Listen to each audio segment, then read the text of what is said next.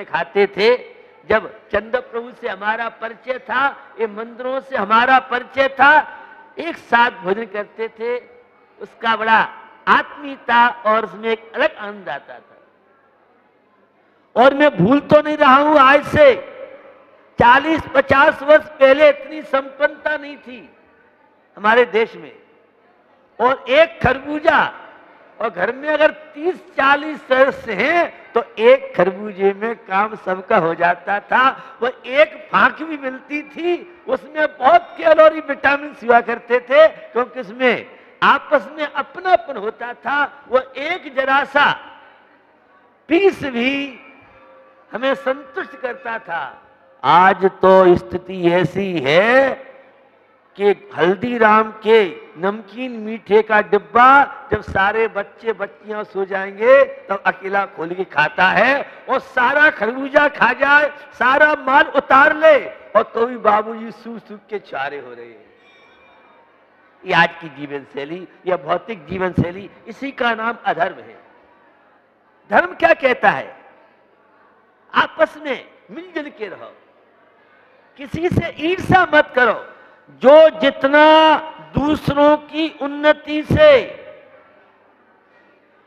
जलेगा, टेंशन करेगा, वह उतना जल्दी अपोलो हॉस्पिटल का शिकार बनेगा। डिस्पेंसरी में उसकी नर्स बहुत अच्छी सेवा करेगी, घर में कोई पूछता नहीं है।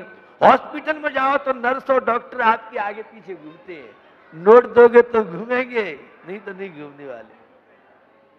हमारे तो घर हॉस्पिटल थे, हमारे ये मंदिर अपोलो हॉस्पिटल तो कुछ भी नहीं है इसके सामने।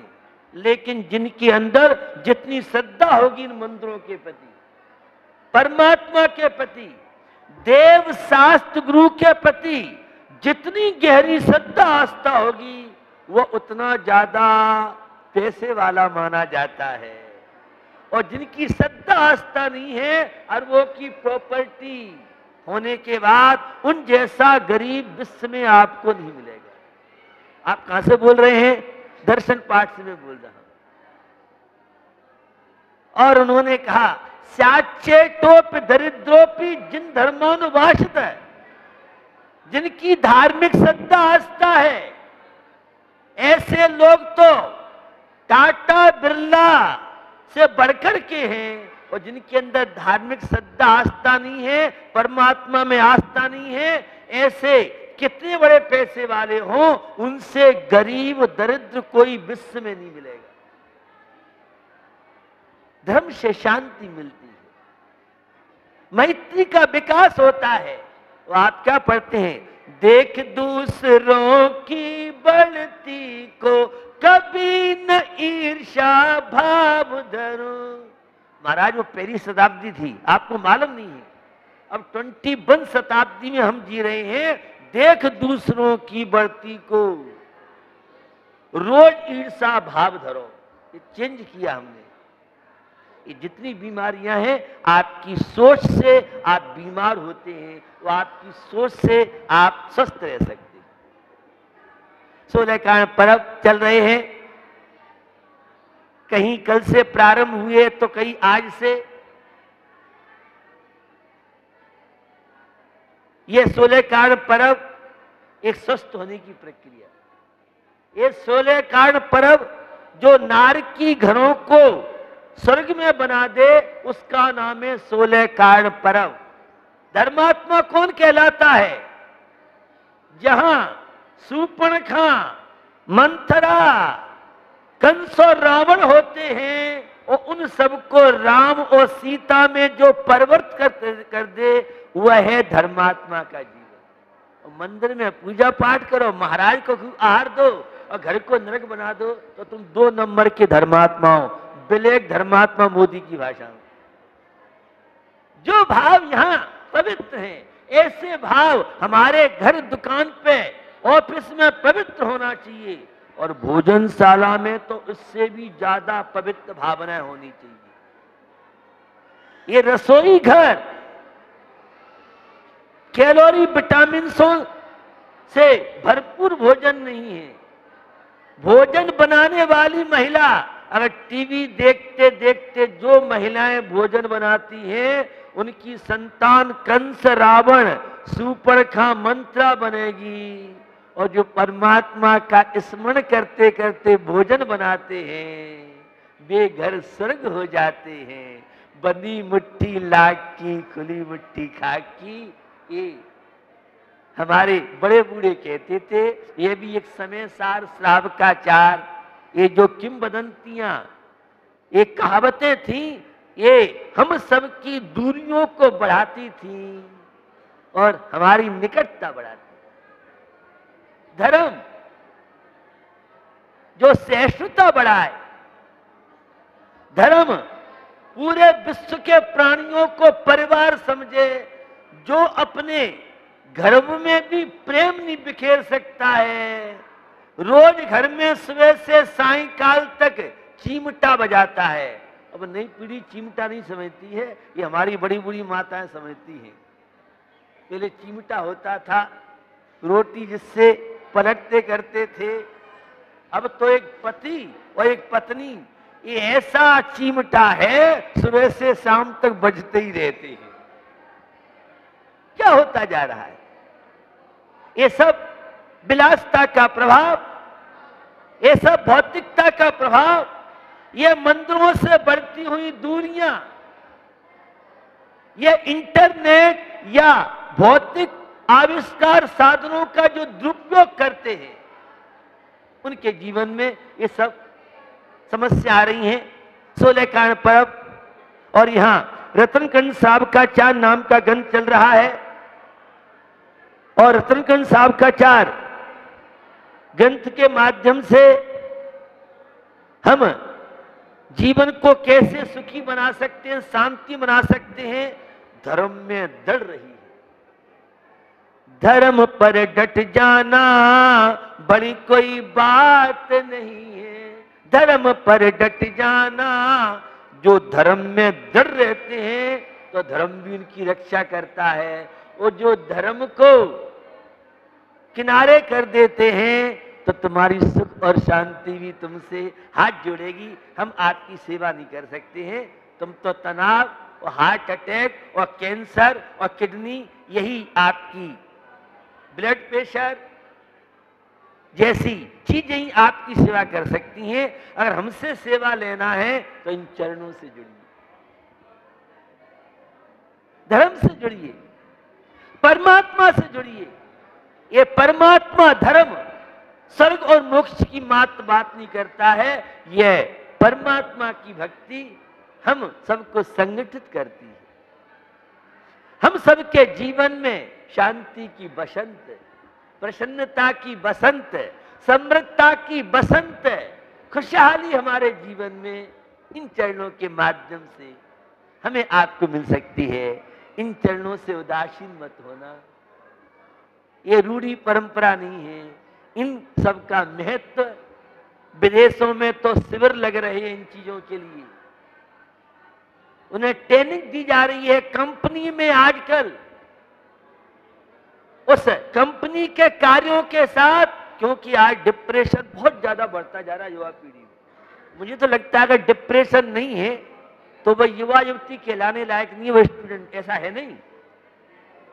आज की जो जीवन शैली, ये शिक्षा शांति का कारण थी, शिक्षा नम्रता बनाती थी, शिक्षा सहिष्णुता बढ़ाती थी, शिक्षा हमें संगत करती थी। आज की शिक्षा तो हमें हमसे दूर करती जा रही है, हमारे परिवार से हमें दूर करती जा रही है। पहले बहू सासू के पैर छूती थी, संतान माता पिता के पैर छूते थे, तो श्रवण कुमार, मीना सुंदरी, मनोवती, चंदनवाला, सेठ सुदर्शन, जीवंदर जैसी बनती। आज विसंगतियां बढ़ती जा रही हैं और परिणाम आप देख रहे हैं किस तरह से हमारा जीवन, चेहरे पर प्रसन्नता। आजकल बैंक लोन देती है प्रसन्नता की, पता नहीं आपने बैंकों से लोन लिया है? किसी बैंक में प्रसन्नता का लोन नहीं मिलने वाला है। यह एक तीर्थ क्षेत्र, ये मंदिर है जो हमें प्रसन्नता का लोन और बिना ब्याज के ब्याज मत देना, तू ले तो जा यहां से, आप तो लेने तैयार नहीं। मैं आपकी जीवन शैली की बात कर रहा हूं। 7 तत्व 6 द्रव्य 9 पदार्थ, ये सम्यक दर्शन ज्ञान चारित्र, इन सब का संबंध हमारी जीवन शैली से है, हमारी शांति से है, हमारी स्वस्थता से है। जो माता पिता दादा दादी पोता पोती को बहु बेटों को मंदिर नहीं भेजता है, वे कभी सम्यक दृष्टि धर्मात्मा नहीं बन सकते। महाराज हम अपनी जीवन ले सकते हैं, बहु बेटे पोता पोती कैसे ले? तुम्हारे माता पिता ने, तुम्हारे दादा दादी ने उंगली पकड़ के मंदिर ले जाते थे, और तुम्हारी माँ दादी मंदिर जाएगा तो पहले इकन्नी दोन्नी चलती थी। बच्चों को रोज मंदिर जाएगा तो अब कुछ बच्चों ने कलाकारी खेली, मंदिर हुआ है बेटा, अगर चंद्र का टीका होगा तो तुम्हारी एंट्री मंदिर जाने में होगी, अन्यथा नहीं होगी। कितने माता पिता हैं, स्कूल के लिए तो हर मम्मी बस की प्रतीक्षा में खड़ी रहेगी 15 मिनट 20 मिनट, मंदिर के लिए महाराज पढ़ाई है, उस पर बहुत लोड है, टाइम नहीं मिलता है, और दिन रात फेसबुक पे कार्टून देखने में बच्चा लगा रहता है। तब नहीं कहते हैं इसके पास टाइम नहीं है, तब तो मम्मी पापा से चुपचाप रहो, ज्यादा तुमने 3-5 किए तो देखो मम्मी फेल का फंदा है ना, परीक्षा में फेल हो जाऊंगा मैं। वो कहती भैया तो जो करे दिखाए सुखा है। ये आपकी जीवन शैली है। आप अपने बच्चे को स्कूल के लिए, नहाने धोने के लिए, खाने पीने के लिए कितना प्रेशर डालते हैं, और मंदिर के लिए बहाना बनाते हैं, सुबह के स्कूल है महाराज, और पढ़ाई में टाइम नहीं मिलता है। हम जानते हो कितनी पढ़ाई करता है। सुधारिए अपने आप को, बच्चों में संस्कार दीजिए। अगर बच्चों को स्वस्थ रखना चाहते हैं, डिप्रेशन मुक्त रखना चाहते हैं, परिवार से, शांति से, संस्कृति से जुड़ेगा तो जीवन में शांति रहेगी। तो समंत भट्ट स्वामी के शब्द बताना चाहता हूं। सम्यक दृष्टि, विल पावर किनके पास होता है? जो धर्मात्मा होते हैं उनके पास विल पावर ज्यादा मिलेगा। अधर्मात्मा के पास विल पावर होगा तो उसका दुरुपयोग ज्यादा करेगा। हमें यह जीवन मिला है सम्यक दर्शन, सच्चे देव शास्त्र गुरु में विश्वास करना। क्या अच्छा है क्या बुरा है, यह विवेक हमारे पास होना चाहिए। सम्यक दर्शन के लिए एक कार्य तो बता रहे हैं। भयासा स्नेह लोभाचे कुदेवा गमलिंगना परमं प्रणामं विनयं चैव न कुर्यु शुद्ध दृष्टये। कोई कितना भी लोभ दे, हमने सुना है अमुक देवी के यहां जाओ तो गोद भर जाएगी, उस देवता के पास जाओ तो बिना कमाए तिजोरी भर जाएगी। तो हम कहते हैं भैया रसोई घर में तार डाल दो और देवी देवता की पूजा पाठ कर लो, अपने आप पेट भर जाएगा। ऐसा नहीं होता महाराज, ऐसा नहीं होता है। तो कोई भी देवी देवता आपको कुछ दे नहीं सकता है, और हमारे भगवान देते नहीं है, बीतरागी है, लेकिन भक्तों की झोली भरी हुई हम देखते हैं। सोनागिरी में कितने लोग आते हैं और टोला की टोला शांति प्रसन्नता आनंद लेके जाते हैं। इनका प्रोडक्शन पूरे वर्ल्ड में मानव जाति के लिए नहीं है। कितने यहाँ देवों का निवास है जिन चरणों में प्रभु की भक्ति करते हैं, आनंद लेते हैं। ये कोई सामान्य मार्केट नहीं है, ये अध्यात्म का मार्केट है। ये 3 लोक के नाथ बनने का मार्केट है। ये कंकर से शंकर बनने का मार्केट है। ये आत्मा से परमात्मा बनने का मार्केट। अतिंद्रिय आनंद, शाश्वत सुख शांति हमें यहां मिल सकती है। तो किसी भी भय से अथवा आशा इच्छा की वजह से अथवा स्नेह की वजह से या लोभ की वजह से किसी रागी देसी मोही के सामने हमारा मस्तक नहीं झुकना चाहिए। आज बहुत तरह के प्रलोभन भ्रमात्मक स्थिति बन रही हैं। भैया ये 3 लोग के नाथ, इनसे परिचय कीजिए। हम न उनको प्रणाम करें, न उनकी विनय करें। कोई देवी देवता हमें दे नहीं सकता। कल मैंने बहुत विस्तार से बात इन विषयों पर की थी।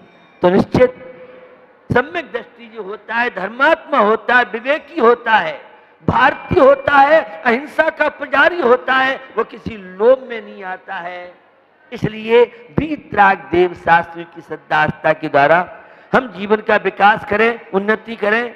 यह जो पर्व 16 कारण है, तीर्थंकर बनने की प्रक्रिया है। वर्ष में 3 बार, चैत्र, माघ और भादों। हम तो एक बार के ही 10 लक्ष्य पर्व मनाते हैं। यह 16 कारण पर्व शुरू हो चुके हैं।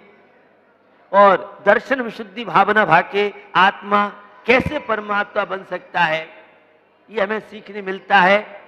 भावना भवनाशिनी और भावना भववर्धिनी। इसका मतलब यह नहीं है हम सब काम भाव से करें।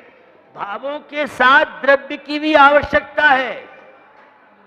हमारे परिवारों में पहले परंपरा थी, सोनागिर जाना है, शिखरजी जाना है, तो कई दिन पहले से सामग्री हमारी माताएं तैयार करती थी। एक कपड़े का झोला चलता था, अभी भी पुराने लोग करते। अब ये प्लास्टिक, ये सब चीजें जो घर से सामग्री ला करके मंदिर में आप चढ़ाओगे, तीर्थ क्षेत्र में आप चढ़ाओगे, उसमें 700 पुण्य का संचय। और जब से मार्केट से सामग्री खरीदी है मंदिर के लिए अथवा तीर्थ वंदना के लिए, हमारे बैंक अकाउंट में पुण्य परमाणु, विशुद्धि के परमाणु उसी समय से शुरू हो जाते हैं। और तुमने किसी दुकानदार से खरीद के नीचे, तो भैया वो आनंद नहीं आ सकता है। भगवान सामग्री खाते नहीं है, सामग्री में तो तेरी श्रद्धा छुपी है, तेरी आस्था छुपी है। तेरी श्रद्धा आस्था तेरे को क्या प्राप्त कर सकती है। आपने सुनी होगी एक कहानी। शिखर जी एक परिवार गया, बहुत पैसे वाले थे, बड़ा अहंकार था, मेरे जैसा धर्मात्मा। गए और उनके साथ कुछ सामान्य नौकर चाकर कहले या सामान्य व्यक्ति भी गए। वह सेठ जी घर में काम करती थी, तो सोचा दिन में अपने को टाइम नहीं मिलेगा, इसलिए अपन तो सेठ जी से पहले दर्शन पूजन करिए, वंदना करिए, फिर अपना काम संभाल लेंगे। एक बालक भी था उसके साथ, कुछ था तो था नहीं। उसके पास पहले ज्वार वगैरह घरों में पड़ी रहती थी, तो ज्वार लेके अपने बेटे के साथ और वंदना कर आई।